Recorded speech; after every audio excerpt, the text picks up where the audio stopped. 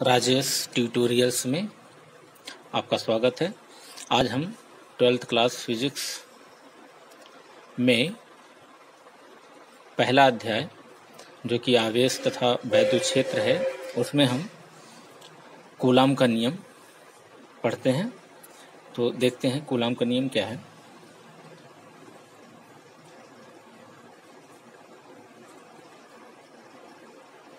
Coulomb का नियम, okay, coulombs law.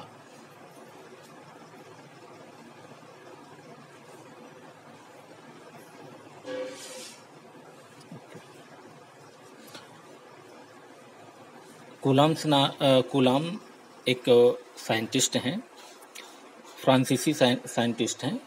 ये 1875 में एक नियम दिए जिनको हम लोग कूलाम के नियम से जानते हैं। देखिए, इसके पहले हम लोग आवेश के बारे में पढ़ चुके हैं। आवेश क्या करता है, किसे कहते हैं, ये हम लोग जानते हैं। आवेश दो आवेश अगर कहीं पे रखे हों तो वो एक दूसरे पर फोर्स लगाते हैं, बल लगाते हैं, लेकिन कितना बल लगाते हैं ये हम लोग नहीं जानते थे। तो कूलाम ने सन 1875 ईस्वी में एक नियम दिया जिसकी सहायता से हम ये ज्ञात कर सकते हैं कि कोई भी आवेश किसी दूसरे आवेश पर कितना फोर्स लगाएगा। ओके, तो आइए जानते हैं कि कूलाम का नियम क्या कहता है। दो स्थिर बिंदु आवेशों के मध्य लगने वाला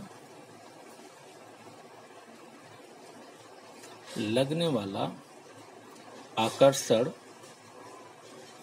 या प्रतिकर्षण बल दोनों आवेशों की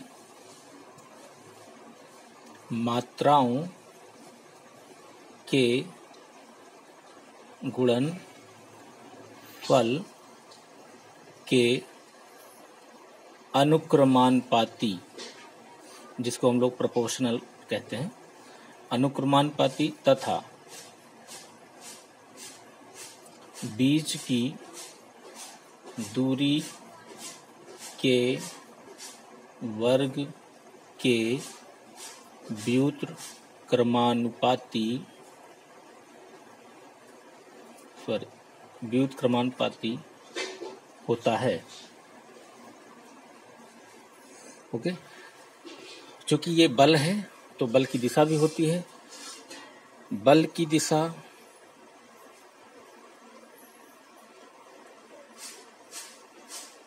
दोनों आवेशों को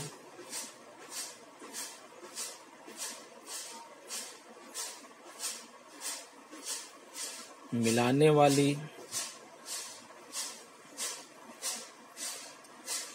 रेखा के अनुदिश होता है। ओके, अब मान लेते हैं कि दो हमारे पास चार्जेस हैं Q1 और Q2 और वो वायु में रखे गए हैं। ओके, ये मान लीजिए Q1 चार्ज है प्लस Q1 और दूसरा है प्लस Q2। तो और ये इनके बीच की दूरी R है। तो Q1 आवेश के कारण Q2 पे लगने वाला फोर्स, इसको हम F मान लेते हैं, F2, और Q2 आवेश के कारण Q1 पे लगने वाला फोर्स Q1 है, F1 है। ओके, तो ये जो बल लग रहा है, ये देखिए दोनों आवेशों को मिलाने वाली रेखा के अनुदिश है। ओके, इसी को जरा सेंटेंस में लिख लेते हैं। माना Q1 व Q2 आवेश वायु में R दूरी पर रखे हैं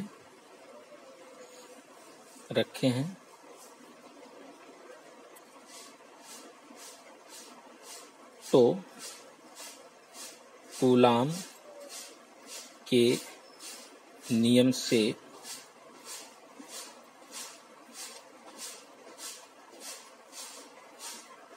बल F अनुक्रमानुपाते Q1 Q2, इसको इक्वेशन 1 मान लेते हैं, तथा F अनुक्रमानुपाते 1/r²। इस कूलाम के नियम में ये दो चीजें बहुत इंपॉर्टेंट है, इनको जानना जरूरी है। कुल मिला के कूलाम का नियम क्या कहता है? आवेशों के गुणनफल के प्रोपोर्शनल होता है, जो भी फोर्स लग रहा होता है, तथा उनके बीच की जो डिस्टेंस है, जो दूरी है, उसके वर्ग के व्युत्क्रमानुपाती होता है। ओके, अब इन दोनों को मिला देते हैं। समीकरण 1 व 2 से F अनुक्रमानुपाते Q1 Q2/r²। Okay, proportional को हटाते हैं, अनुक्रमानुपाती को हटाते हैं, तो क्या मिल जाएगा? F = C Q1 Q2/r²। ये C क्या है? कूलाम नियतांक। कूलाम नियतांक।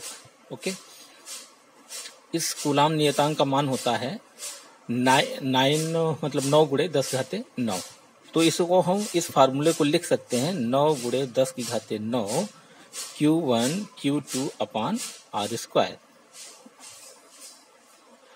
या ये जो C की वैल्यू है एक और वैल्यू के बराबर होती है। अगर उसको लिखते हैं तो एक नया फार्मूला बनता है 1/4πε0 Q1 Q2/r²।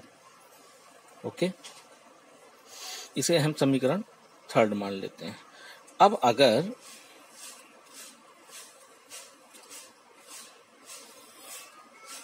अगर इन्हीं दोनों आवेशों को, यदि आवेश किसी माध्यम या के परावैद्युतांक वाले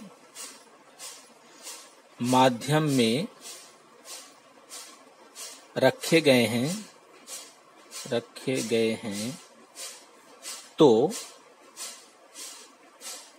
F = 1/4πε0 के Q1 Q2/r²। यदि के परावैद्युतांक वाले माध्यम रखे हैं तो ये फार्मूला है। अगर निर्वात या वायु में रखे गए हैं तो ये, इसे हम इक्वेशन 4 मान लेते हैं। ओके, ये पूरा कूलाम का नियम है। ओके बच्चों, फिर से देख लेते हैं कूलाम का नियम क्या कहता है कि अगर दो स्थिर बिंदु आवेश पॉइंट चार्ज r दूरी पर रखे हुए हैं तो उनके बीच में जो आकर्षण या प्रतिकर्षण बल लगेगा वह दोनों आवेशों की मात्राओं के गुणनफल के अनुक्रमानुपाती तथा उनके बीच की दूरी के वर्ग के व्युत्क्रमानुपाती होगा।